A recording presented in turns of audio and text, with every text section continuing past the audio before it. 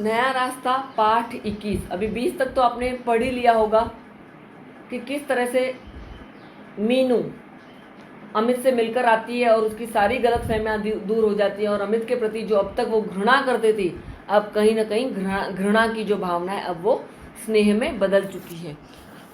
उसकी वकालत की पढ़ाई भी पूरी हो चुकी है।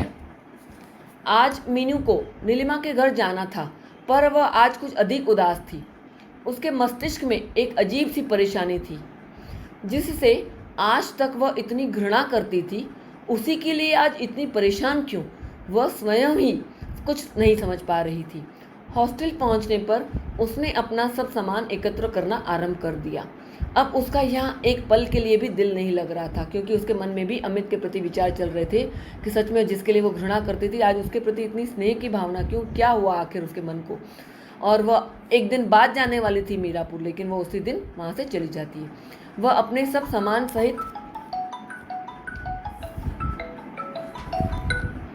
सब सामान सहित मीरापुर के लिए चल दी। घर पहुंचने पर मीनू को देखकर सभी आश्चर्यचकित हो गए, क्योंकि वह अपने सब सामान सहित मीरापुर के लिए चल दी। घर पहुंचने पर मीनू को देखकर सभी आश्चर्यचकित हो गए, क्योंकि मीनू ने कहा था वो एक दिन बाद आएगी, क्योंकि मीनू का अगले दिन आने का प्रोग्राम था। सबने उसकी कुशल क्षेम पूछी कि कैसी हो, क्या हुआ, परीक्षा कैसी गई, ऐसे सब बातें की और परीक्षा के बारे में भी पूछा। मीनू को उदास देखकर माँ ने पूछा, मीनू बेटी तुम्हारे पेपर कैसे हुए। मीनू न जाने किन विचारों में खोई थी। माँ की इस बात को सुनकर चौंक कर बोली, हाँ माँ, मेरे पेपर अच्छे हो गए। ये प्रश्न हमेशा पूछा जाता है कि मीनू वकालत की पढ़ाई पूरी करने के बाद जब वो मीरापुर पहुंची तो घर पर पहुंचने पर भी वह उदास क्यों थी, ये हमेशा पूछा जाता है प्रश्न। तो बेटी तुम इतनी उदास क्यों हो, क्या बात है, तबीयत तो ठीक है ना। माँ ने उसकी उदासी का कारण जानना चाहा, लेकिन मीनू माँ से छुपाती रही और उसे कुछ अमित के बारे में नहीं बताया। बस ऐसे ही कहा कि मैं थक गई हूँ। हाँ माँ, मैं बिल्कुल ठीक हूँ, बस यूँ ही थोड़ी सी थकान है, अभी अभी एग्ज़ाम्स ख़त्म हुए हैं, बस थोड़ी सी थक गई हूँ। यह बात सुनकर माँ को थोड़ी सी सांत्वना मिली कि हाँ ठीक है, ट्रैवल करके आई है, एग्ज़ाम्स हैं इसीलिए थक गई है, और वह उसके लिए चाय बनाने चली गई। मीनू को मीरापुर आए लगभग 2 महीने हो चुके थे, परंतु वह कभी भी पूर्ण रूप से खुश नहीं दिखाई दी। घर में सब उसे हंसाने की कोशिश करते, परंतु उसके चेहरे पर धूमिल सी मुस्कान, एकदम हल्की सी मुस्कान आकर ही रह जाती। वो ज़्यादा खुश दिखाई नहीं दी, क्योंकि चाहे वो मीरापुर में थी, अपने घर थी, अपने परिवार वालों के साथ थी, पर कहीं ना कहीं उसके मन में अमित के प्रति चिंता थी, क्योंकि जिस अमित से आज वो घृणा करती थी आज उसके लिए कहीं ना कहीं स्नेह की भावना जाग उठी थी। और अमित का इतना बुरा एक्सीडेंट हो गया था, उसकी हालत इतनी नाजुक थी, उसकी हालत के बारे में सोचते हुए कि वह पूर्ण रूप से स्वस्थ हो पाएगा या नहीं हो पाएगा, यह सब सोचते सोचते वह कभी खुश रह ही नहीं पाई थी जब वो मीरापुर आई थी। इसीलिए वह खुश नहीं थी अमित के बारे में सोचते हुए। उसकी यह उदासी माँ से नहीं देखी गई। एक दिन उन्होंने मीनू से पूछ ही लिया, मीनू तुम्हारी 2 महीने की छुट्टियां निकल गई, परंतु तुम किसी दिन भी प्रसन्न दिखाई नहीं पड़ी। अभी माँ है ना, माँ को तो हर बच्चे के मन की बात पता होती है। उसे लगा माँ को कहीं ना कहीं कि ज़रूर अब कोई ना बात ज़रूर है जब मीनू मुझसे छुपा रही है, ऐसी ज़रूर कोई बात है। इसलिए माँ उसे मित्रता पूर्वक व्यवहार करते हुए उसे बोलती है कि तू अपने दिल की परेशानी अगर मुझे नहीं बताएगी तो किसको बताएगी, मैं ही तो हूँ तुम्हारी सहेली की जैसी, तो तुम्हारी समस्या का समाधान मैं ज़रूर निकाल सकूँगी। बताओ अब दिल खोलकर अपने मन की बात। जब माँ मित्रता पूर्वक व्यवहार करती है तो मीनू को भी आभास हो जाता है कि सच में माँ सिर्फ माँ ही नहीं, वह मित्र भी है। अगर बच्चों के साथ सच में प्यार भरा व्यवहार किया जाए, उन्हें मित्रतापूर्वक व्यवहार दिखाया जाए, तो वे भी बेझिझक अपने मन का हाल बता सकते हैं, अपनी परेशानी अपने घर वालों से साझा कर सकते हैं, उन्हें बता सकते हैं। उसकी यह उदासी माँ से नहीं देखी गई। एक दिन उन्होंने मीनू से पूछ ही लिया, मीनू तुम्हारी 2 महीने की छुट्टियाँ निकल गई, परंतु तुम किसी दिन भी प्रसन्न नहीं दिखाई पड़ी, ऐसी क्या बात है जो तुम इतनी परेशान नजर आ रही हो। कुछ नहीं माँ, कहकर मीनू ने माँ की बात को टालने की कोशिश की, इग्नोर। माँ ने उसे समझाते हुए कहा, देखो मीनू बेटी, तुम अपनी परेशानी मुझे नहीं बताओगी तो फिर किसे बताओगी। एक माँ होने के साथ साथ बच्चों की मित्र भी होती है। इस समय मुझे अपनी मित्र समझकर अपनी परेशानी बताओ। हो सकता है बेटी तुम्हारी परेशानी में मैं तुम्हारी कुछ मदद कर सकूं। माँ के इस मित्रतापूर्ण व्यवहार से मीनू को महसूस हुआ कि माँ सिर्फ माँ ही नहीं वरन उसकी मित्र भी है। अभी वे दोनों बातें कर ही रही थी कि इतने में पिताजी ने कमरे में प्रवेश किया। वे भी मीनू के पास आकर बैठ गए। बातों बातों में पिताजी ने मीनू से पूछा, मीनू अब तो तुम्हारी पढ़ाई भी समाप्त हो गई है, अब तुम्हारा शादी के बारे में क्या विचार है। मीनू पिताजी के इस प्रश्न का तुरंत उत्तर न दे सकी। अभी पिताजी को लगा कि मीनू की पढ़ाई हो चुकी है, उसने कहा था कि वकालत की पढ़ाई के बाद वो ज़रूर शादी के लिए सोचेगी, तो पिताजी को लगा कि इस बार अभी उससे शादी के बारे में पूछ ही लेना चाहिए। वह कुछ क्षण बाद सोच विचार कर बोली, पिताजी मैं चाहती हूँ अपनी प्रैक्टिस शुरू करने के बाद ही विवाह की बात सोचूं। अभी वो चाहती है कि पढ़ लिख ली हूँ तो अब अपने पैरों पर खड़ी हो जाऊँ, कुछ पैसा कमाने लगूँ, प्रैक्टिस शुरू करूँ, तभी विवाह के बारे में सोचूंगी। बेटी यह बात भी ठीक है, परंतु हम चाहते हैं कि तुम्हारा विवाह हो जाता तो हम अपनी चिंता से मुक्त हो जाते। मेरी भी तबीयत कुछ ठीक सी नहीं रहती। पिताजी क्या तर्क देते हैं मीनू को शादी के बारे में। आप मेरी चिंता ना कीजिए पिताजी, आप अपनी बेटी पर विश्वास रखिए, यह सदैव आपका मस्तक आपका सिर ऊंचा ही रखेगी।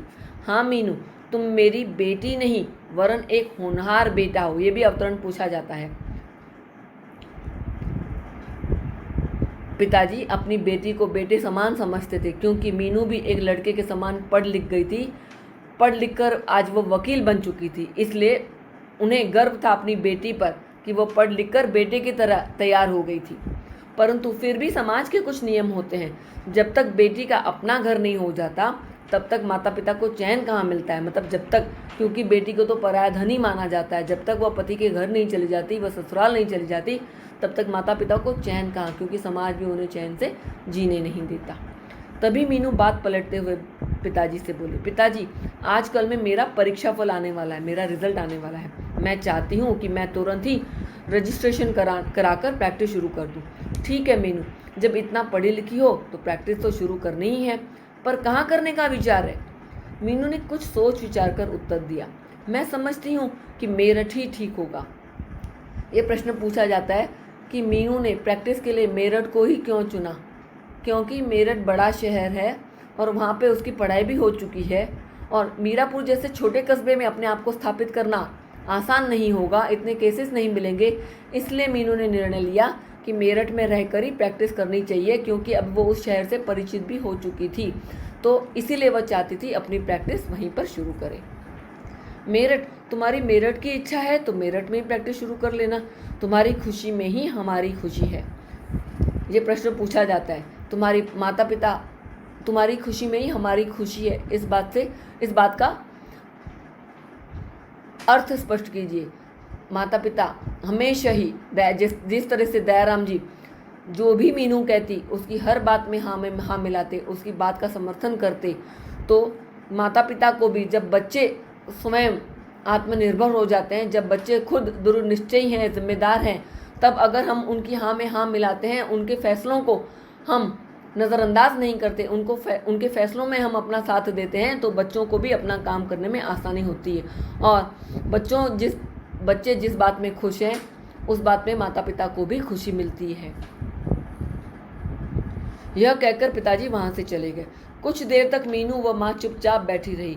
तभी माँ पूछ बैठी, मीनू बेटी तुमने मुझे कुछ बताया नहीं। माँ, अमित है ना जो 3 वर्ष पहले हमारे यहाँ आए थे, उनका एक्सीडेंट हो गया है। अच्छा, वो अमित मायाराम जी का बेटा? अरे उन्होंने तो हमारे साथ बहुत बड़ा धोखा किया है। उसकी शादी तो बहुत बड़े घर में पक्की हो गई थी। शादी पक्की हो गई थी परंतु शादी हो न पाई थी, रिश्ता टूट गया था। उसके बाद अभी तक शादी नहीं हुई है। अच्छा, तुम्हें ये सब बातें किस प्रकार ज्ञात हुई? तुम्हें ये सब कैसे मालूम हुआ? माँ ने मीनू से पूछा। अमित नीलिमा के पति सुरेंद्र जी का घनिष्ठ मित्र है, उन्हीं के यहाँ अमित से मेरी मुलाकात हुई थी। अच्छा, तो अमित ने तुमसे कुछ कहा था? मीनू की माँ ने पूछा। नहीं माँ, नीलिमा के घर तो अमित से मेरी बात नहीं हुई थी। तब फिर तुम्हें ये सब बातें कैसे पता चली? एक बार तो नीलिमा ने ही मुझे अमित के विषय में बताया था। वैसे जिस दिन मैं यहाँ आई थी उस दिन अमित से अस्पताल में मिलकर आई थी। उस दिन उसने मुझे सारी बातें बताई थी। अच्छा, पर इस बात को तो 3 वर्ष हो चुके हैं, उसने अभी तक शादी क्यों नहीं की? उसने क्यों नहीं की शादी? जब अमित के माता पिता ने मेरा रिश्ता अस्वीकार कर दिया था, तब अमित ने बहुत आत्मग्लानि, पश्चाताप महसूस की। उसे बहुत ही ज़्यादा बुरा लगा था, गिल्ट महसूस हुआ था। नीलिमा से उसे इस बात का पता चल गया था कि इस रिश्ते के अस्वीकार होने से मेरे मन पर क्या असर हुआ था। अमित को भी पता चल गया था कि मैंने भी, जब मेरा रिश्ता अमित के यहाँ से ठुकरा दिया गया था, तो किस तरह से मैंने भी पढ़ने लिखने का विचार किया था, वकील बनने का और समाज में अपने लिए कुछ खास बनने का फैसला किया था। उसे ये बात पता चल गई थी, इसलिए वह मेरी पढ़ाई में बाधा नहीं डालना चाहता था, इसलिए उसने शादी का प्रस्ताव नहीं रखा था। अमित अभी मीनू अपनी बात पूरी भी न कर पाई थी कि रोहित ने प्रसन्न मुद्रा में कमरे में प्रवेश किया। आते ही तुरंत मीनू को अपनी बाहों में भरकर उठा लिया। माँ ने पूछा, रोहित आज तुम बहुत खुश हो, क्या बात है?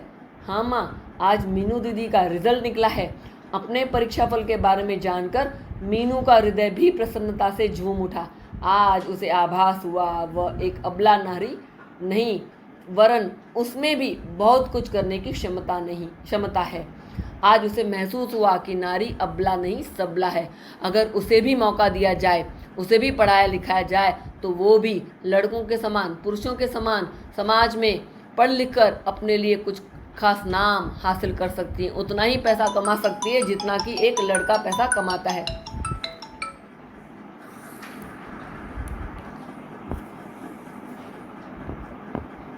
और वह यह भी सोचने लगी कि सच में अगर लड़कियां भी दृढ़ निश्चयी बने, धैर्यवान बने, तो वे भी अबला नहीं सबला बन सकती हैं। बस ज़रूरत है दृढ़ निश्चय की, आत्मविश्वास की। इस तरह से वह सोचने लगी कि नारी आज उसे आभास हुआ कि वह एक अबला नारी नहीं, वरन उसमें भी बहुत कुछ करने की क्षमता है। मीनू की इस सफलता को देखकर माँ की प्रसन्नता का ठिकाना न रहा। उन्होंने मीनू को इस जीवन रूपी मार्ग पर सदैव प्रयत्नशील रहने की प्रेरणा दी थी। मतलब माँ ने भी, जब भी मीनू ने जीवन में कुछ बनने की ठानी थी, तो माँ ने हमेशा उसके कंधों पर अपना हाथ रखा था, उसे सदैव इस मार्ग पर चलने के लिए प्रेरित किया था। उसे हमेशा हिम्मत बनाई थी कि जीवन में पढ़ना लिखना और आगे बढ़ना। इसलिए माँ ने कभी भी उसे टोका नहीं था, हमेशा उसका साथ दिया था। मीनू का परीक्षा फल देखकर पिताजी भी मिठाई लेकर आ गए थे। जब उन्होंने घर में प्रवेश किया तो सर्वप्रथम उन्होंने मीनू का मुंह मीठा कराया और उसे सफलता का आशीर्वाद देते हुए उसके मंगल भविष्य की कामना की। मेरठ में प्रैक्टिस शुरू करने के लिए मीनू ने रजिस्ट्रेशन करा लिया था। मीरापुर में रहते हुए वह उज्जवल भविष्य की आशा नहीं कर सकती थी, इसलिए उसने मेरठ शहर की अपनी प्रैक्टिस के लिए मेरठ शहर ही अपनी प्रैक्टिस के लिए चुना। आज मीनू को मेरठ के लिए प्रस्थान करना था, मेरठ जाना था। उसकी लगभग सभी तैयारियां हो गई थी। जब मीनू पहली बार पढ़ने के लिए मेरठ गई थी, तब उसे केवल अपने कपड़े व आवश्यक सामान ही ले जाना पड़ा था, परंतु आज तो उसे घर गृहस्थी का सभी सामान ले जाना पड़ा था, क्योंकि तब तो मीनू हॉस्टल में रहती थी, सब चीज़ की व्यवस्था उधर थी, पर अभी तो उसे अलग से कमरे में रहना था, उसे तैयारी करनी थी, इसलिए उसके सब कुछ छोटे से छोटी चीज़ की तैयारी करके यहाँ से उसे जाना था। अभी तक तो मीनू मेरठ में हॉस्टल में ही रहती थी, खाने पीने व रहने की सभी सुविधाएं थी, परंतु अब उसे अलग छोटा सा घर बसाकर रहना था। पिताजी ने नीलिमा के पति को पत्र लिखकर एक कमरे का इंतजाम करा लिया था। मीनू को अब उसी कमरे में जाकर अपना छोटा सा घर बसाना था। माँ को इस बात की चिंता थी कि न जाने मीनू को कैसे पड़ोसी मिलेंगे। अब तो मीनू को वहाँ पर अकेले ही रहना पड़ेगा। पहले तो हॉस्टल थी तो सहेलियाँ थी, आसपास सब थे, लेकिन अब अकेले रहना आसान नहीं है, वो भी एक लड़की के लिए। तो माँ को ज़रा चिंता होने लगी। अब तो मीनू को वहाँ पर अकेले ही रहना पड़ेगा। उन्होंने अपनी महरी की छोटी बेटी, महरी मतलब घर की जो नौकरानी है, उनकी छोटी बेटी राजो को भी मीनू के साथ भेजने का निश्चय किया। मतलब माँ ने सोचा कि चलो राजू को भी भेज देते हैं, तो मीनू को कंपनी हो जाएगी। मीनू जब काम करेगी तो राजू घर का काम भी कर लेगी और उसका सहारा भी बनेगी, जिससे मीनू अकेले भी ना रहे और वह उसका घर का कार्य भी कर दे। जब मीनू पहली बार मेरठ गई थी, तब माँ को बहुत दुख व अकेलेपन का एहसास हुआ था। तब माँ को पहले और अभी के मेरठ जाने में माँ के मन में क्या परिवर्तन था, माँ के विचारों में क्या परिवर्तन था। पहले तो मीनू पहली बार वकालत की पढ़ाई के लिए घर से बाहर निकली थी तब माँ को चिंता और परेशानी थी, लेकिन आज उन्हें अपनी बेटी पर गर्व था कि वो अपने आप को आज वह वकील बन चुकी थी और अपनी प्रैक्टिस के लिए, अपने जीवन के लक्ष्य को हासिल करने के लिए वो मेरठ जा रही थी।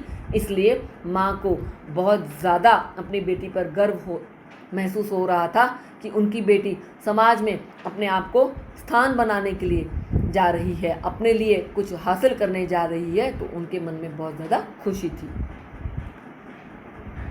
जब मीनू पहली बार मेरठ गई थी तब माँ को बहुत दुख व अकेलेपन का एहसास हुआ था, परंतु आज उन्हें प्रसन्नता का एहसास हो रहा था क्योंकि आज उनकी बेटी इस योग्य बन सकी थी, आज वो वकील बन चुकी थी कि वह समाज में अपना ऊंचा स्थान बनाकर रह सके। तो इस तरह से माँ को बहुत ज़्यादा खुशी हुई।